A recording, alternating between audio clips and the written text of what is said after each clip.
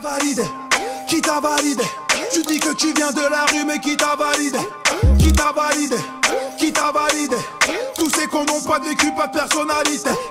Bonjour tout le monde, on se retrouve aujourd'hui pour parler de la série Validé, créée par Franck Gastambide, qui vient de sortir hier en réalité. Voilà, je suis honnête avec vous, j'ai surkiffé la série et j'ai tout regardé en quelques heures. Je l'ai binge-watché, j'avais pas du tout prévu de faire ça, au contraire, je voulais la faire durer dans le temps, mais chaque épisode me passionnait et j'avais vachement envie d'aller au suivant. En ces temps de confinement, je profite vraiment pour faire passer un petit message à ma petite échelle. Restez chez vous, même si c'est compliqué, même si vous avez envie de sortir, de prendre l'air, etc. Restez chez vous, ne serait-ce que pour le corps médical et pour les personnes vulnérables aussi. On vit à une époque où la plupart d'entre nous ont Netflix ou en tout cas ont accès à Internet, ont une connexion correcte, où on peut regarder des films et des séries télé à la maison, on peut se divertir, on peut jouer, etc. C'est le moment aussi pour se recentrer sur soi-même, faire des activités artistiques. Si vous avez des sagas à rattraper, des films à rattraper, des bouquins à rattraper, eh bien c'est le moment. Justement, occupez votre esprit, histoire de ne pas trop tourner en rond, et effectivement, la lecture, c'est quelque chose qui fonctionne énormément à ce niveau-là. Moi, je joue plus aux jeux vidéo et je regarde plus de films que je ne lis de bouquins, hein. Mais néanmoins, la lecture, si vous avez l'occasion de vous mettre dans un bouquin, et bah c'est le moment. Bref, on est quand même là pour parler d'une série télé validée, que voilà, comme je vous l'ai dit, je ne pensais pas du tout binge-watcher, et j'ai commencé la série à 17 h, j'ai terminé à 1 h du matin, et ouais, j'étais conquis, vraiment conquis. L'histoire, c'est celle d'un jeune rappeur, Clément, aka Akash, c'est son blaze de rappeur, qui, d'un seul coup, par un petit peu le fruit du hasard, va se retrouver sous les feux des projecteurs et va commencer à vouloir faire grimper sa carrière de rappeur. Alors c'est une série qui est un peu inspirée de Entourage, où on a énormément de caméos, que ce soit Rémi, que ce soit Mac Taylor, que ce soit Lacrim, on voit même à un moment Nino. Donc voilà, tu sens qu'ils n'ont pas pris les choses à la légère et qu'ils ont décidé de faire quelque chose qui s'inscrit réellement dans l'univers du rap français. L'histoire est très prenante, on a un héros qui est confronté à de vraies difficultés, qui se retrouve parfois en réel danger et qui, même s'il a rien demandé à personne, et bah les situations s'enchaînent et font que bah au final il se retrouve vraiment dans la merde, ce personnage là, alors que il a pas cherché la merde. Et ça montre que c'est très bien écrit quand on a une série qui arrive à te faire enchaîner les péripéties, et à chaque fois que tu crois qu'une situation va se conclure positivement ou qu'elle est conclue, et bah tu te rends compte que non, en fait, et bah il y a d'autres conséquences derrière, et il y a d'autres choses à raconter derrière, et l'histoire continue. À plusieurs reprises, j'ai cru que l'arc narratif d'un personnage était terminé, que ça y est, on allait plus le voir, et finalement, l'épisode suivant, il revient en mode non, non, non, non, c'est pas fini en fait. Et le voisin fait des travaux. Vous entendez ça? C'est mon voisin. Et on est quand même devant une série qui, même si elle n'est pas complètement réaliste, arrive à nous montrer une palette de décors, d'environnements et de personnages vraiment différents. On va être avec les gens des médias, on va voir par exemple Cyril Hanouna, on va passer beaucoup de temps avec les directeurs de maisons de disques, avec les gens qui vivent dans le luxe, dans l'opulence, parfois à péter plus haut que leur cul.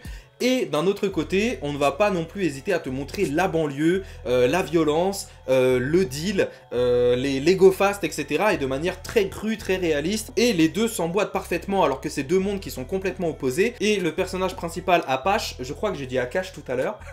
Je sais pas si j'ai dit Akash, en tout cas c'est Apache. Voilà, comme les Indiens sont blazes. En tout cas, lui, il arrive vraiment à jongler sur les deux tableaux. Et il a une posture de la street, un accent de banlieue quand il est justement dans les cités avec les mecs qui vendent de la drogue, etc. Et à la fois, il arrive à adopter une posture, j'ai envie de dire, correcte quand on est face à des directeurs de maisons de disques ou quand on est face à Cyril Hanouna sur TPMP par exemple. Le personnage principal est intelligent, en fait.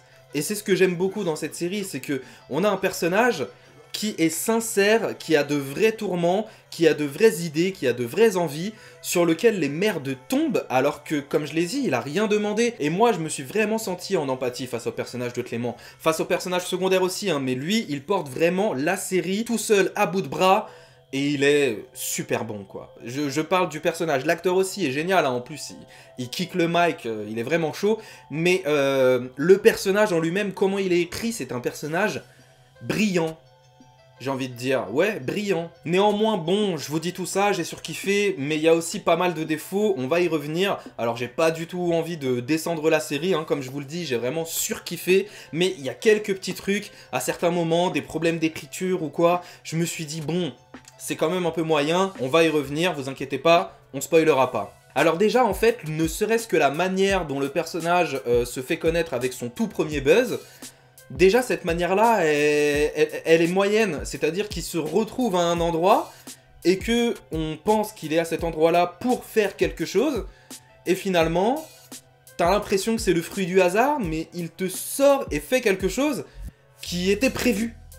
Imaginons, moi par exemple, je vais à la boulangerie et je suis là et je commande une baguette, etc. Je sors de la boulangerie et finalement, quand le commerçant se fait braquer, et ben moi je vais sortir mon arme et je vais rejoindre les braqueurs. Vous voyez, c'est un petit peu ça, c'est soudain. C'est d'un seul coup, bah en fait, t'étais là pour ça, t'étais pas là pour faire autre chose. Et déjà là, je me suis dit, bon, c'est un peu moyen niveau écriture. Après, voilà, peut-être que c'est voulu, peut-être que c'était pour surprendre le spectateur, mais le fait qu'il aille acheter du pain dans cette boulangerie et que la boulangerie se fasse braquer, c'est le fruit du hasard. Et au final, tu te rends compte que ces deux hasards se rencontrent. Enfin, c'est un peu chelou.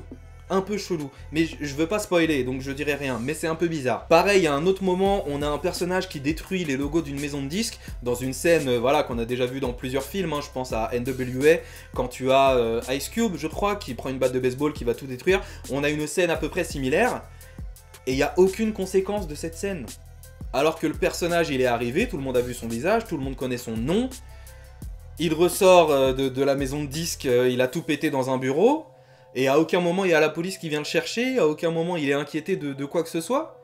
Et à aucun moment, on en reparle même du fait qu'il ait tout pété. Donc voilà, en fait, c'est des problèmes d'écriture qui sont pas très graves, mais qui m'ont un petit peu sorti de la série à certains moments, quoi. Et un autre truc que j'ai trouvé très frustrant dans cette série télé, c'est que même si les chansons sont très bonnes et qu'on a du rap à tire-larigot, enfin quoique on n'a pas énormément de rap, mais il y a du rap, c'est quand même assez généreux en hip-hop, j'ai trouvé que le côté artistique du rap n'était pas du tout présent, c'est-à-dire qu'à aucun moment on va voir le personnage se concentrer sur ses textes, à aucun moment ces textes vont nous raconter les tourments qu'il est en train de vivre.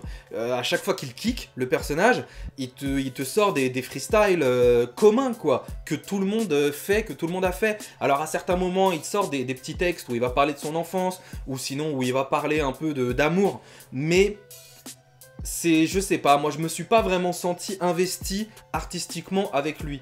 Alors on est là quand il fait du business, que ce soit du business dans la musique ou en dehors avec la vente de stupéfiants, etc. Mais au-delà de ça, le côté rap, il est vraiment survolé presque. En fait, le rap, c'est pas vraiment le sujet de la série. Le sujet de la série, c'est plus le business autour du rap. Que ce soit le business de la rue ou le business avec les maisons de disques.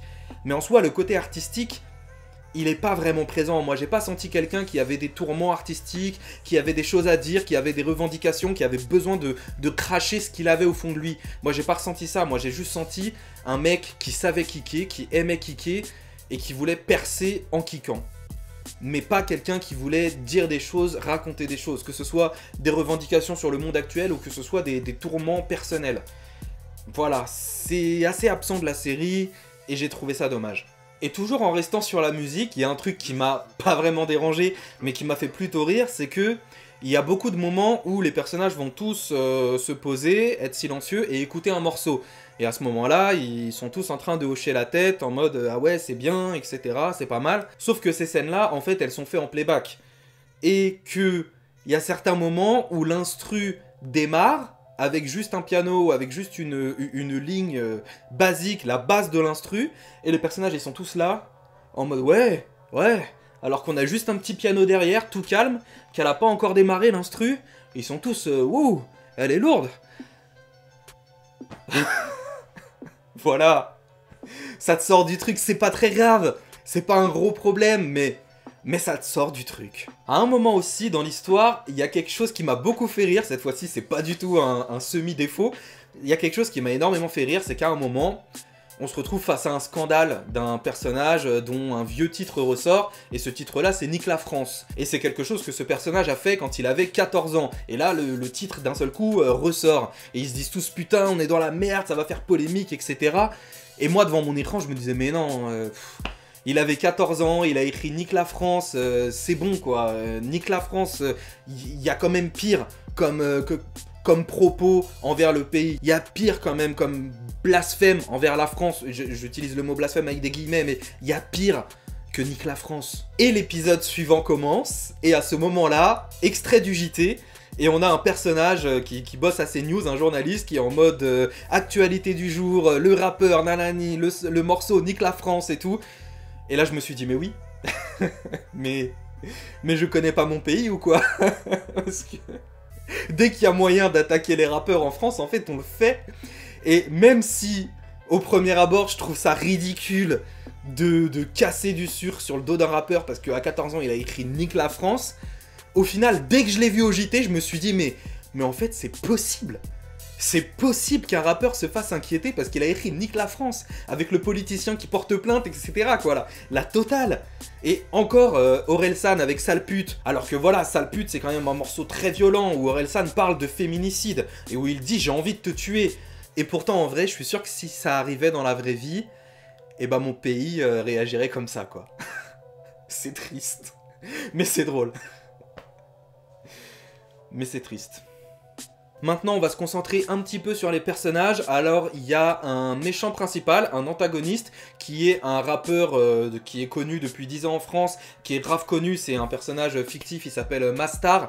Et Mastar est interprété par Sams. Pour ceux qui ne connaissent pas Sams, c'est un rappeur et comédien qui a commencé avec En attendant demain, qui est très présent dans les albums et les tournées de Youssoupha, qui a sorti 2 ou 3 albums solo que j'ai beaucoup aimé. Il a joué dans La vie scolaire et dans Patient de Encore malade. Donc voilà, Sams c'est quelqu'un que je connais plutôt bien. Et Sams, c'est un artiste qui a vraiment un visage de gentil. Mais vraiment, tu sens que c'est un bon gars quand tu vois Sams. Et il a beau être bon acteur, il a beau jouer l'antagoniste de Validé et être, voilà, méchant, détestable, avec de noirs dessins, ça passe moyen, parce que Sams, il a vraiment une tête de gentil. Alors que, toujours pour rester dans l'entourage de Youssoupha, on a SP, le backer officiel de Youssoupha, qui a un tout petit rôle dans la série, qui est un personnage, hein, il joue pas SP comme Sams ne joue pas Sams. SP a un tout petit rôle, il est vraiment juste derrière un personnage, je crois qu'il a aucune réplique. Et pourquoi ils ont pas mis SP dans le rôle du méchant? SP, il a une gueule, vraiment, enfin voilà, je vous montre les photos, vous comparez Sams et SP, même si SP, je ne crois pas qu'il soit acteur, je crois pas l'avoir vu déjà dans une série ou un film, il avait une gueule de méchant un peu plus marquée, quoi. Et quitte à donner un rôle à Sams, pourquoi ne pas lui donner le rôle du beatmaker qui est tenu par Frank Gastambide? Enfin, je sais pas, je dis ça comme ça. Mais Sams en méchant, ça passe moyen. Pourtant, le personnage est bien écrit, il est bien joué, mais il y a juste sa tête de mec sympa qui fait que... Voilà, j'avais un peu de mal à croire complètement en ce personnage-là. Nous avons aussi Hakim Gemili, l'humoriste qui faisait partie du Whoop Gang à l'époque, qui est avec Fadila Camara, je crois, ils font des choses ensemble sur Canal+. Il tient un rôle dans cette série, et il tient un rôle de voyou de cité, de dealer de cité, et c'est pas un dealer qui est gentil, qui est rigolo. Là, Hakim Gemili, il est vraiment dans un contre-emploi total, il joue un rôle sérieux, à 100%, un mec qui ne fait pas une seule vanne, et il le tient à la perfection. Il y a juste un petit truc, moi, qui m'a dérangé, c'est qu'à un moment dans la série, il y a Mister V qui vient en guest. Et Mister V vient en tant que Mister V. Et du coup, si dans cette série, si dans la diégèse de cette série, Mister V est Mister V et c'est une star, Hakim Gemili existe aussi, puisqu'ils ont fait des choses ensemble. Mais Hakim Gemili, il interprète un personnage fictif dans cette série. Donc voilà, c'est un peu déroutant. Moi, ça m'a un peu dérouté. Vite fait, hein, ça m'a pas du tout empêché d'apprécier la série, surtout que Hakim Gemili est vraiment très surprenant, il est vraiment très bon. Mais c'est juste que voilà, à chaque fois que tu fais des œuvres de fiction dans lesquelles des personnalités réelles apparaissent, ou que tu fais des références à la réalité, et bah il y a toujours des petits accros comme ça. Je repense par exemple à un personnage dans Armageddon, le film qui remonte de loin, et ça m'avait perturbé à l'époque. Il dit, en parlant d'une aiguille à un médecin, et il dit au médecin, si tu essayes de me l'enfoncer dans le bras, je te l'enfonce dans le cœur, comme dans Pulp Fiction. Et cette phrase m'a toujours perturbé parce que Bruce Willis, qui est le personnage principal d'Armageddon, jouait aussi dans Pulp Fiction.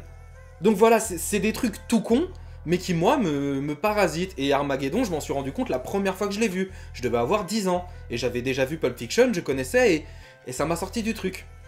Donc forcément, là, validé avec le nombre de guests qu'ils font venir, c'est soit tu prends des acteurs qui sont pas connus du tout, soit tu t'avances à des situations comme celle-là. Par exemple, admettons, si dans la saison 2, Mastar, qui est interprété par Sams, rencontre Youssoupha, ou ne serait-ce que si Youssoupha intervient dans la série, et du coup on se dira où est Sams? Et Sams est en train de jouer Mastar. Donc voilà, c'est des trucs qui ne perturbent que moi, mais il fallait que j'en parle à quelqu'un. Et pour en finir sur les personnages, le personnage principal, Clément, et Apache, il a 2 potes avec lui. Et parmi tous ses potes, il y en a un qui s'appelle Chinois, et c'est Serge Benamou. Ce personnage, c'est Serge Benamou. Il est aussi débile que Serge, il est traité comme Serge, il a les mêmes réflexions que Serge. Parfois, on croit qu'il fait une connerie et finalement, ça sauve la situation comme Serge. Et même la manière de le jouer, la manière de l'interpréter, il n'est pas en train de copier Serge Benamou, hein, on n'est pas dans la vérité si je mens les débuts, mais c'est Serge.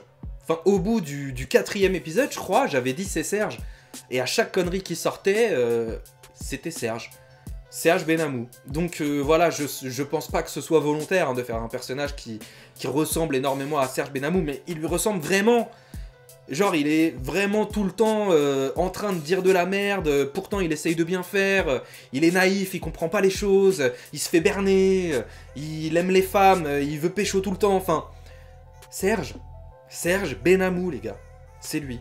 Et pour conclure cette vidéo, je vous dirais que la fin de la saison 1 de Validé est complètement ouf. Il se passe un truc de malade à la fin de la saison 1 qui me donne énormément envie de voir la saison 2.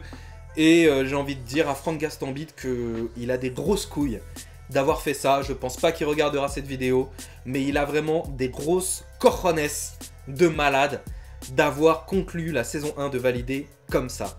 Voilà, c'est tout pour moi. Merci beaucoup d'avoir regardé cette vidéo. Comme d'habitude, je vous invite à liker, à commenter, à partager, à vous abonner. Vous connaissez la chanson par cœur. Moi, je retourne écouter la bande originale de Validé. Je vous dis, prenez soin de vous. À très bientôt et restez chez vous. Salut! Négro, qui t'a validé? Qui t'a validé? Tu dis que tu viens de la rue, mais qui t'a validé? Qui t'a validé?